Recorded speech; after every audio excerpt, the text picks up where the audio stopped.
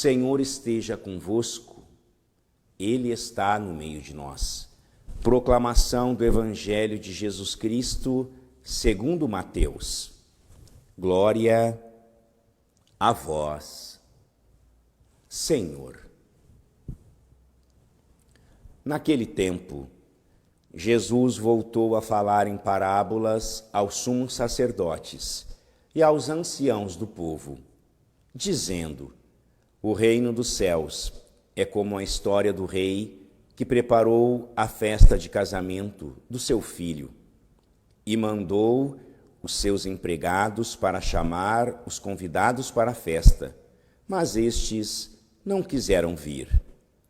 O rei mandou outros empregados, dizendo: dizei aos convidados, já preparei o banquete, os bois e os animais cevados já foram abatidos, e tudo está pronto. Vinde para a festa. Mas os convidados não deram a menor atenção. Um foi para o seu campo, outro para os seus negócios. Outros agarraram os empregados, bateram neles e os mataram. O rei ficou indignado e mandou suas tropas para matar aqueles assassinos e incendiar a cidade deles.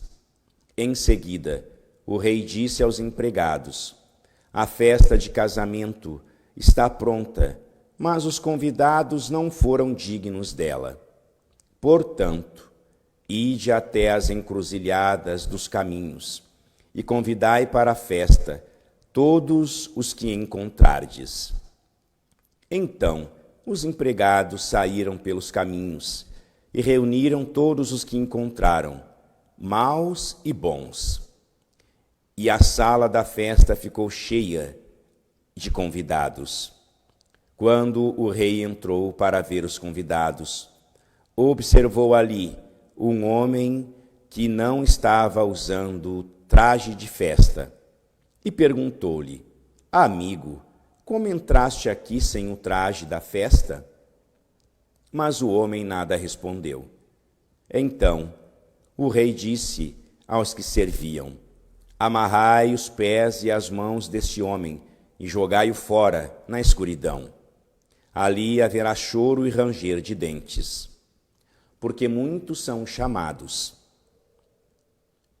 e poucos os escolhidos.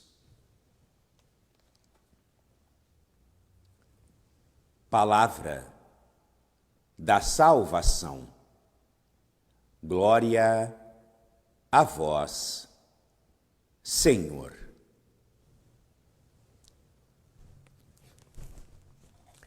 Que alegria para nós, queridos irmãos e irmãs, recebermos como alimento espiritual esta palavra que nós acabamos de ouvir desta quinta-feira da 20ª semana do tempo comum.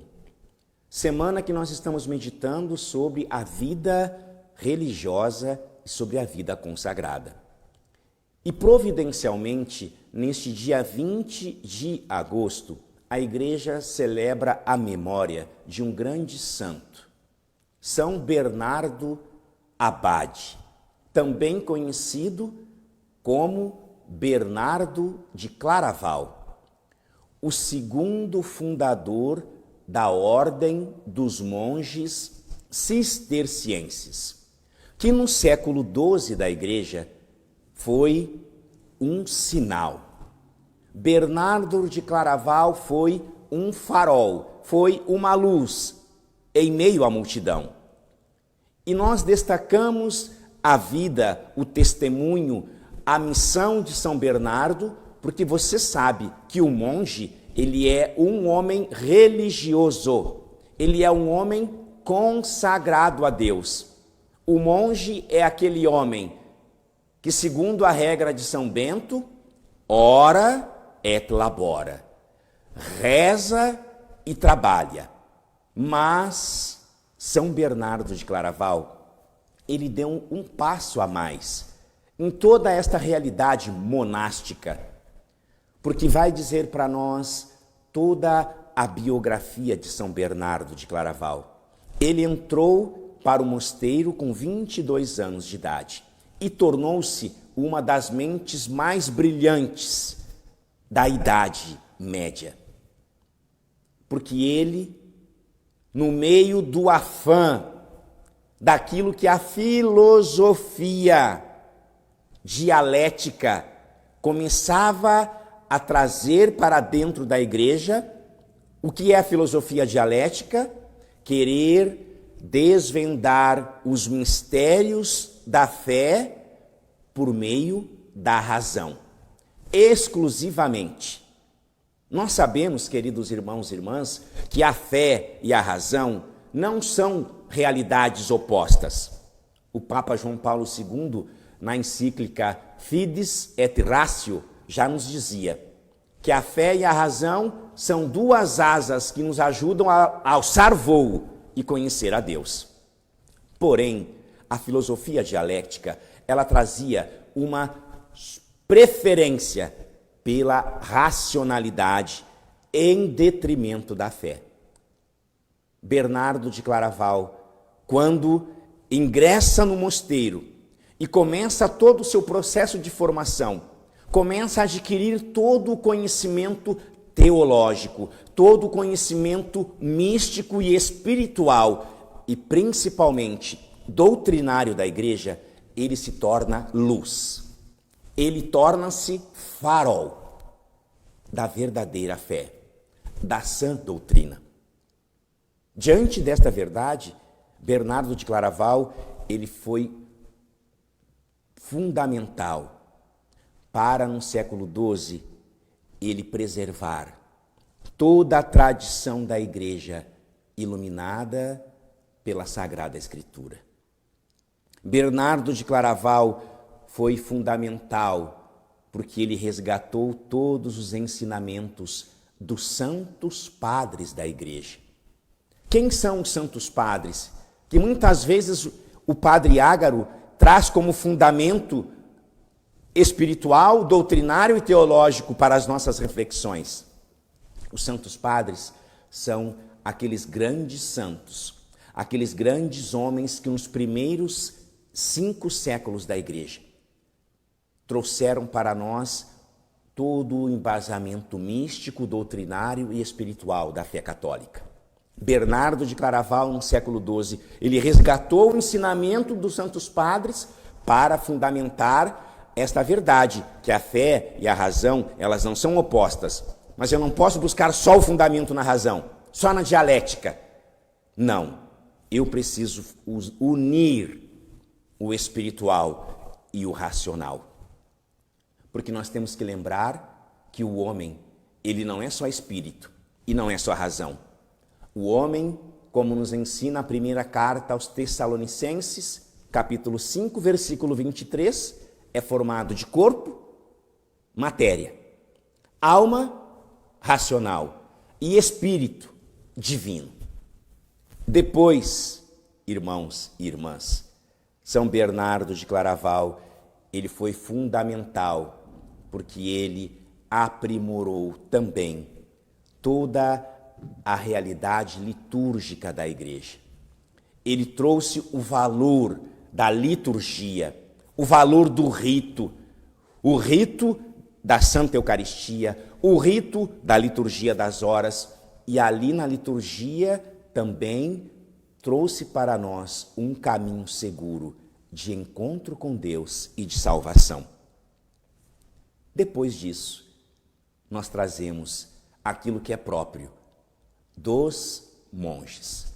Ele aprimorou a vida monástica por meio do estudo e da contemplação. Enquanto na regra de São Bento ele dava prioridade para o trabalho e para a oração, Bernardo de Claraval introduziu nos mosteiros cistercienses esses 2 aspectos também importantes: o estudo e a contemplação. O estudo da palavra de Deus, o estudo das verdades da fé e a contemplação daquele que é o divino. porque assim nos ensina também o Catecismo da Igreja Católica, no parágrafo 1721. Deus nos criou para conhecê-lo, para amá-lo e para servi-lo. O estudo nos leva ao conhecimento. A contemplação é fruto do amor. E o serviço é resposta que eu e você vamos dar a Deus, diante do convite que Ele faz a cada um de nós, assim como Ele fez a Bernardo de Claraval, a vida consagrada. Mas nós precisamos recordar, queridos irmãos, queridas irmãs, que muito antes de Bernardo ser chamado à vida consagrada, ele pelo batismo, assim como eu e você, nós fomos chamados à santidade. E é diante destas duas fontes de santidade que a liturgia da palavra desta quinta-feira, ela nos ajuda a entender todo o mistério da vocação, seja ela qual for. Deus, na liturgia de hoje, como ao longo desta semana, Ele vem mostrar que Ele nos chama a todo instante para estarmos com Ele. Lembra o evangelho de ontem? Jesus contou a parábola daquele patrão que saiu na cidade chamando operários para a sua vinha. Hoje, Jesus conta a parábola do banquete. O reino dos céus é como uma festa de casamento, é como um banquete. E o rei preparou tudo para aquele banquete. A palavra vai dizer que ele escolheu o gado, melhor gado que tinha. Preparou o gado, preparou a casa, preparou a acolhida e chamou os convidados. Deus preparou tudo para a festa de casamento do seu filho. Porém, os convidados não quiseram ir. E quando Jesus conta esta parábola do banquete do reino, Ele não conta esta parábola para os seus discípulos. Ele não conta esta parábola para os seus seguidores. Mateus vai nos dizer, Jesus voltou a falar em parábolas aos sumos sacerdotes e aos anciãos do povo. Ele contou esta parábola para pessoas que sabiam o que significava o banquete para os judeus. Porque, irmão e irmã, no judaísmo, falar de banquete é falar daquilo que os profetas anunciavam. Os profetas anunciavam que quando o Messias viria, Deus prepararia antes um banquete para os escolhidos, para os eleitos, para os prediletos, para aqueles que eram os filhos primogênitos, amados e escolhidos por Deus. Quem eram os filhos primogênitos, amados e escolhidos por Deus? No judaísmo, eram os judeus. Os judeus eram os primogênitos escolhidos pelo Senhor Javé, para, a partir deles, o mundo inteiro experimentar o poder e a graça de Deus.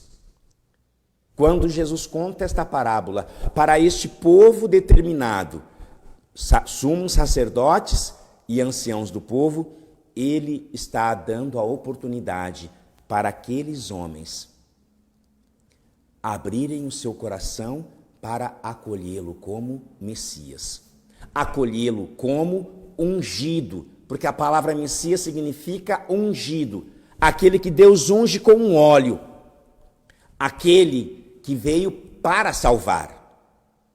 Porém, na parábola, os convidados não quiseram ir na festa de casamento do filho do rei.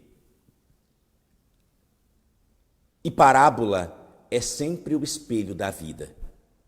E sendo o espelho de uma realidade, os sumos sacerdotes e os anciãos do povo também não acolheram a vinda do Messias, do Filho do Rei, que estava presente no seu meio. Aquele que era o ungido.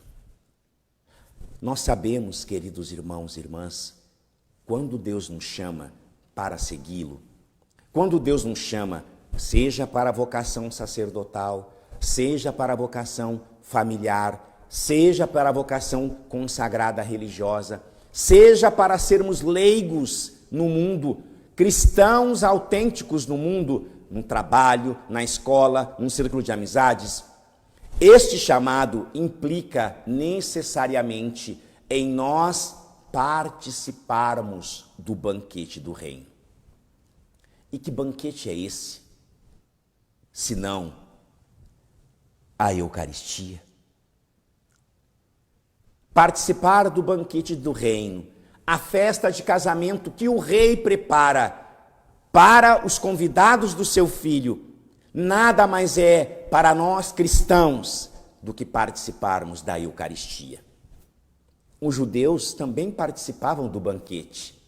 E qual banquete? A ceia pascal.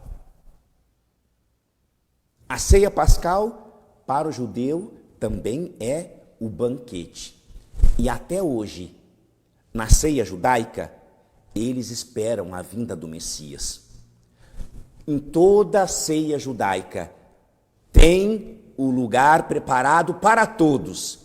E sempre tem uma cadeira ao lado da mesa vazia. Esta cadeira vazia na ceia judaica é a espera do Messias, que os profetas anunciaram, mas que os judeus, os sumos sacerdotes, os anciãos do povo não acolheram quando o Messias veio, quando o ungido do Pai veio para salvar a humanidade. E esse ungido era Jesus. Para nós participarmos da ceia, do banquete do reino, irmãos, passa necessariamente pelo acolhimento de nosso Senhor Jesus Cristo. Eu viver o meu chamado, eu viver a minha vocação na plenitude que exige de nós, nós precisamos acolher Jesus como autor e consumador da nossa fé e do nosso chamado. Por isso, viver a vocação passa necessariamente pelas duas dimensões do chamado de Deus. O chamado à santidade, a vocação batismal. Depois, o chamado específico de cada um. Consagrado sacerdote, consagrado família, matrimônio, consagrado religioso, religiosa, consagrado leigo no mundo, pelo batismo. Você consegue entender a beleza que é a vida cristã, o chamado que Deus nos faz? Para participarmos deste banquete do reino, necessariamente eu preciso mergulhar nas águas purificadoras que o profeta Ezequiel vai trazer para nós nesta manhã. Eu vos purificarei de todas as vossas imundícies, de toda a idolatria, pelas águas purificadoras, a imagem do batismo. Porque é o batismo que nos purifica de todo pecado, é o batismo que tira de nós toda a mancha, tudo aquilo que na nossa alma nos afasta de Deus. Porque lembra, o sacramento do batismo não é ducha corona, banho de alegria no mundo de água quente. Tomar banho de sabonete, não. O sacramento do batismo não é tomar banho de sabonete, ducha corona, um banho de alegria no mundo de água quente, não. Porque o batismo não lava, não purifica o corpo. O sacramento do batismo é este banho da regeneração espiritual. Ele purifica a alma. Por isso o profeta Ezequiel vai trazer esta realidade, esta palavra de esperança para aquele povo que também não acolheu o projeto de amor de Deus. Porque assim como no Evangelho, o rei preparou uma festa de casamento, convidou todos para participar e o povo não quis, o povo virou as costas para o rei. A imagem da parábola, na primeira leitura que nós estamos ouvindo, queridos irmãos e irmãs, do profeta Ezequiel, a realidade não é diferente. Deus fez uma aliança com o povo. E esta aliança sempre é a imagem da aliança matrimonial, a imagem do casamento. Deus quis casar com o povo, uma união indissolúvel. O que o povo fez? Por causa da idolatria, por causa dos desejos desordenados, por causa da desobediência, porque eles quiseram colocar a sua vontade acima da vontade de Deus, eles foram levados, arrancados da terra prometida, arrancados de Canaã, e foram levados para a Babilônia. E lembra, a imagem da Babilônia é a imagem da grande prostituta. Quando o povo de Deus é levado para a Babilônia, meus irmãos e minhas irmãs, a palavra de Deus vai mostrar a realidade da idolatria, do adultério do homem. Você sabe o que é adultério? Hein? Você sabe o que significa adultério? Tanto na realidade humana quanto na realidade espiritual. Você sabe o que significa adultério? Porque muitas pessoas pensam que adultério é sexo. As Siniras da vida, a Dona Bela, só pensa naquilo. Irmãos, adultério não significa sexo. O sexo é o ato, mas o ato não significa adultério. Porque entenda, um casal que assumiu e recebeu o sacramento do matrimônio, eles realizam um ato sexual. E não é adultério. Você entende? Nem todo ato sexual é adultério. Por isso, adultério não é sexo. Adultério, meu irmão e minha irmã, é infidelidade. O adultério nada mais é do que infidelidade. Não tem nada a ver com sexo. O sexo é consequência da infidelidade. O marido que foi infiel à esposa, a esposa que foi infiel ao marido, o homem que foi infiel a Deus, comete adultério. O povo, por ter sido infiel a Deus, foi levado para a Babilônia, a imagem da grande prostituta, da adúltera, para mostrar que a infidelidade a Deus traz consequências terríveis para a nossa vida. O povo foi tirado da sua terra, foi tirado da sua pátria, foi tirado do meio daqueles que eram seus e foram colocados numa terra estranha, numa terra distante, como forma de aprendizado. Entenda, toda vez que nós sofremos, toda vez que nós passamos por tribulações e dificuldades, Deus, Ele está nos dando a oportunidade de aprendermos a verdadeiramente estar com Ele. Porque a pessoa infiel, ela não está com a pessoa amada. O infiel, o adúltero, está sempre com a outra. Está sempre com o Ricardão ou com a Ricardona. Pode ver. O infiel, ele nunca está com a titular, na linguagem do mundo. Ai, a esposa é a titular, mas depois eu tenho as reservas. Eu tenho o banco de reserva ali, 7 à disposição do treinador, do técnico, do maníaco, do tarado, do sem vergonha, desculpa dizer, mas tem que dizer. Mas tem que dizer. O infiel está sempre com a outra, com o Ricardo ou com a Ricarda.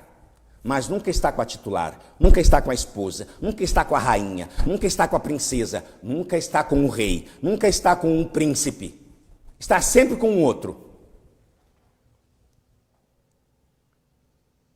Só que neste processo de aprendizado, que muitas vezes vem através do sofrimento, Deus, o que Ele faz?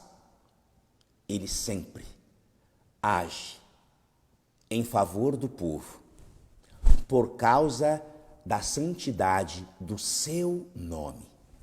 Vai dizer o profeta Ezequiel: eu vou mostrar a santidade do meu grande nome, que profanastes no meio das nações. Veja, o pecado do povo era um pecado público, um pecado social e um pecado individual. Eles profanaram o nome de Deus perante todas as nações, quando eles acreditaram nos ídolos, nos falsos deuses. Deus vai dizer: as nações saberão que eu sou o Senhor, quando eu manifestar a minha santidade no meio de vós. Eu vos tirarei do meio das nações, vos reunirei de todos os países e vos reconduzirei à vossa terra. Deus nos levará novamente à terra prometida, a Canaã. De que forma? Derramarei sobre vós uma água pura e sereis purificados. Aqui para nós a imagem do sacramento do batismo. O sacramento do batismo nos purifica. O sacramento do batismo nos transforma.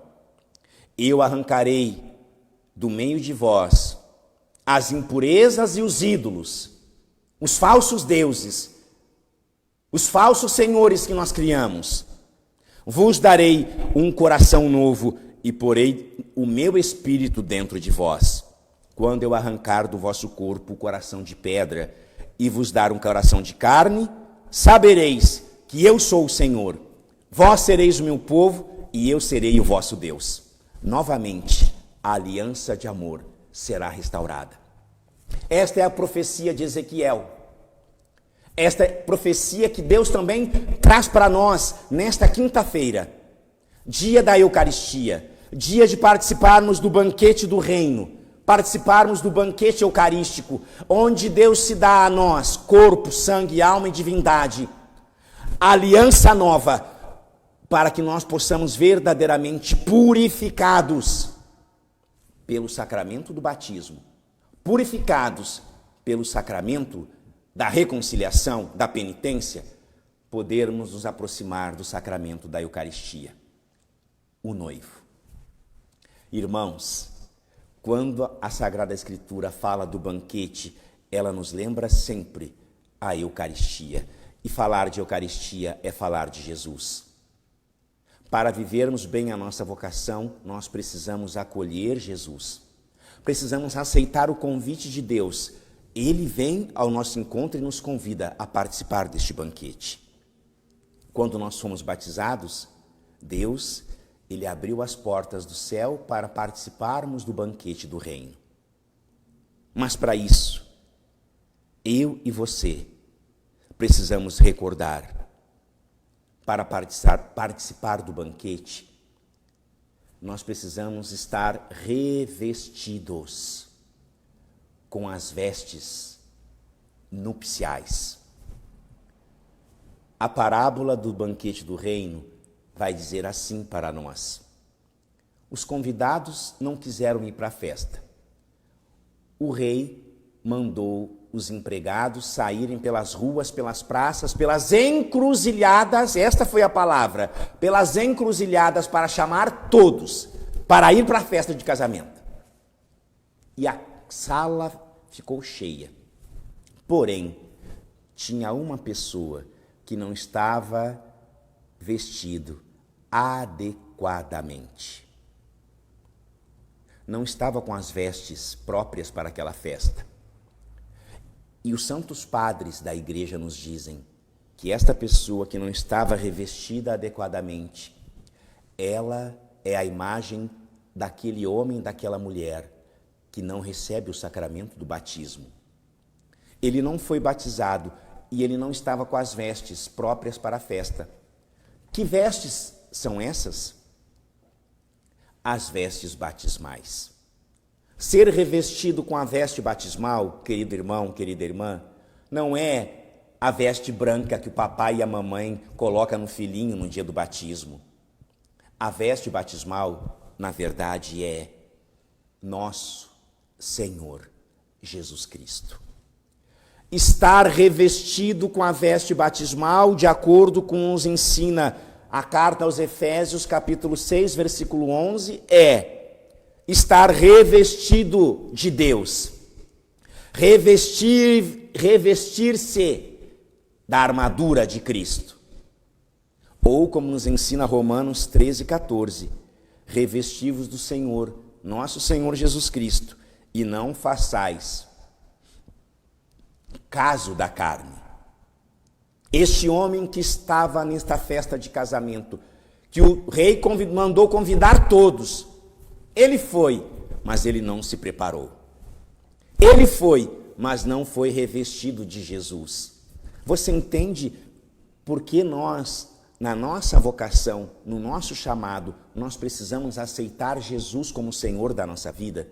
Se eu não aceito Jesus como Senhor da minha vida, o meu sacerdócio é um sacerdócio falido, porque eu estarei pregando eu mesmo.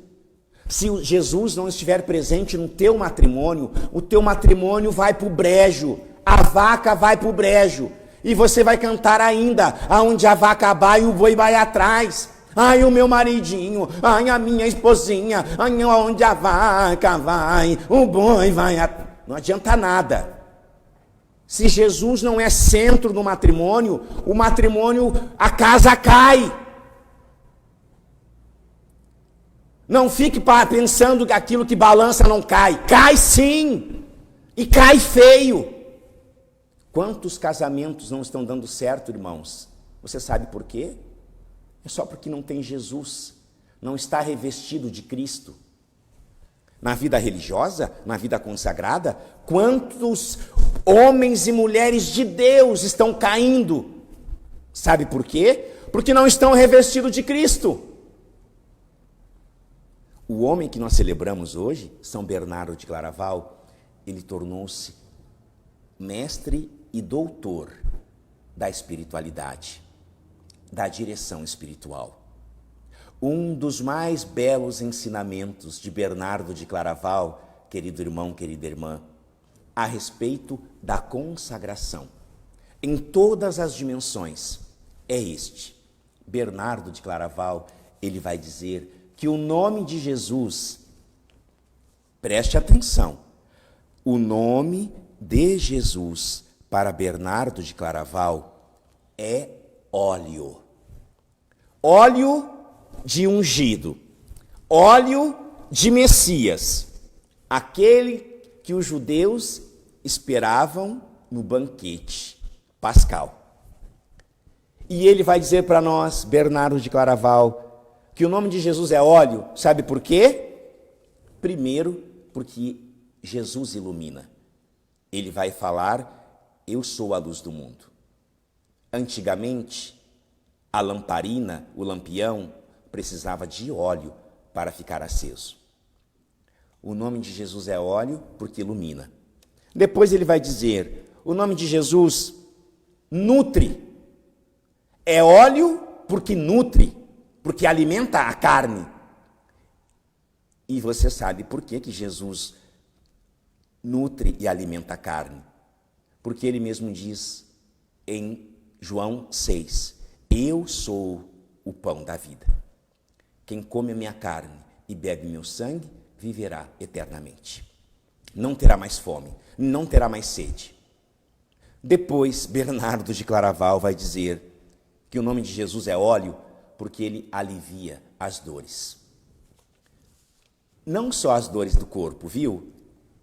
Porque nós, queridos irmãos e irmãs, muitas vezes ficamos muito preocupados com a cura do corpo. Ah, eu estou com câncer, eu estou com a AIDS, eu estou com a leucemia, eu estou com Covid, eu estou com Alzheimer, eu estou com Parkinson, eu estou com tanta... E nós sabemos, o padre sabe que não é fácil lidar com a doença, com a enfermidade. Nós rezamos, pedimos a cura do corpo, mas não esqueça que Jesus veio primeiro para curar a alma. Por isso ele é óleo, cura as nossas dores do corpo mas principalmente da alma. Lembra? Na unção dos enfermos, o padre unge com um óleo a fronte e as mãos do fiel, para que Jesus, que é óleo, que cura as enfermidades, liberte o homem de todo o mal. Jesus é luz, Jesus é alimento, Jesus é remédio, para que eu e você possamos estar revestidos de Cristo. E estar revestido de Cristo significa ser batizado, ser purificado e poder participar dignamente do banquete que Deus preparou para nós. Entenda, assim como na parábola, aquele homem que não estava com as vestes próprias foi retirado do banquete, retirado da festa, nós também, sem o sacramento do batismo, nós não podemos participar do banquete da Eucaristia. Eu preciso ser batizado, eu preciso fazer catequese, entender a diferença entre a hóstia que não está consagrada e a hóstia consagrada. Catequese é para que nós aprendamos as coisas básicas da fé. Saber, no mínimo, que antes da consagração, a hóstia branca é pão. Depois da consagração, a hóstia branca não é mais pão, é corpo. Que o vinho, antes da consagração, é vinho. Que depois da consagração, é sangue. Precisamos, na catequese, aprender essas realidades. Para quê? Para participarmos bem do banquete que Deus preparou para nós. Mas para isso eu tenho que me revestir de Cristo. Se eu não me revisto de Cristo, o consagrado, a consagrada, a sua vocação não é verdadeira. A mesma coisa os leigos. Se eu não estou revestido de Cristo, se eu não estou com um olhar fixo em Jesus, Romanos 13, 14, nós vamos estar no mundo perdidos. E o rei vai ter que ir nas encruzilhadas nos buscar. Assim nos ensina São João Crisóstomo, meditando este evangelho. João Crisóstomo vai dizer, queridos irmãos, queridas irmãs, algo maravilhoso, que eu e você muitas vezes esquecemos. Consideremos que grande honra nos foi dada participarmos do banquete, da mesa do Senhor. Aquele banquete que os anjos olham e admiram, mas não participam. Eu e você participamos. Ouve de onde fomos chamados. Olha da onde Deus nos tirou. De um cruzamento de caminhos, de uma encruzilhada. E nós o que éramos nesta encruzilhada? Éramos coxos e mutilados da alma. Por quê? Porque a mutilação do corpo não é nada comparada com a mutilação da alma. Quando nós fomos batizados, nós fomos tirados da encruzilhada e nós éramos coxos, nós éramos mutilados por causa do pecado, mas Deus quis nos salvar. Para isso, o Pai Deus enviou seu Filho ao mundo para firmar uma aliança de amor eterno com cada um de nós. E nos convida, por meio da vocação sacerdotal, da vocação religiosa consagrada, da vocação familiar, esposo, esposa, da vocação dos leigos, a nos revestir de Cristo pelo batismo e aceitarmos o convite de participarmos do banquete do reino, que nós temos já aqui na terra. Para isso, Ele nos dá um novo coração. Ele nos purifica de todo pecado. E como nos diz o Salmo 50, eu hei de derramar sobre vós uma água pura, e de vossas imundícies sereis purificados. Qual a maior imundície que nós precisamos hoje rejeitar, renunciar? A idolatria, a infidelidade, o adultério, que fere profundamente o coração de Deus. Por quê?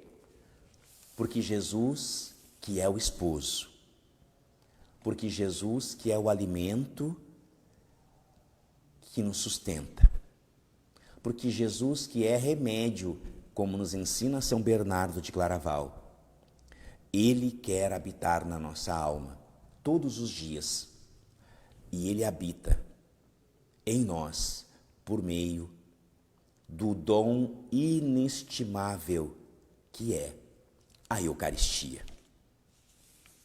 São João Paulo II, ele diz: o encontro eucarístico é nada mais, nada menos do que um encontro de amor do esposo Jesus com a esposa, a igreja, cada um de nós batizados, que somos convidados a participar do banquete do reino, revestidos de Cristo e abertos a fazer a sua vontade. Que a bem-aventurada Virgem Maria, esta mãe querida, que Bernardo de Claraval tinha uma profunda devoção a Nossa Senhora, nos ajude também a sermos luz, a sermos farol neste mundo, a exemplo de Bernardo de Claraval no século XII, quando ele não teve medo de, por meio da oração, do trabalho, do estudo e da contemplação, acolher Jesus, o divino esposo da Igreja. Louvado seja nosso Senhor Jesus Cristo, para sempre seja louvado. Vamos, cheios de fé e confiança, colocar sobre o altar do Senhor a nossa vida, o nosso coração, no nosso ofertório.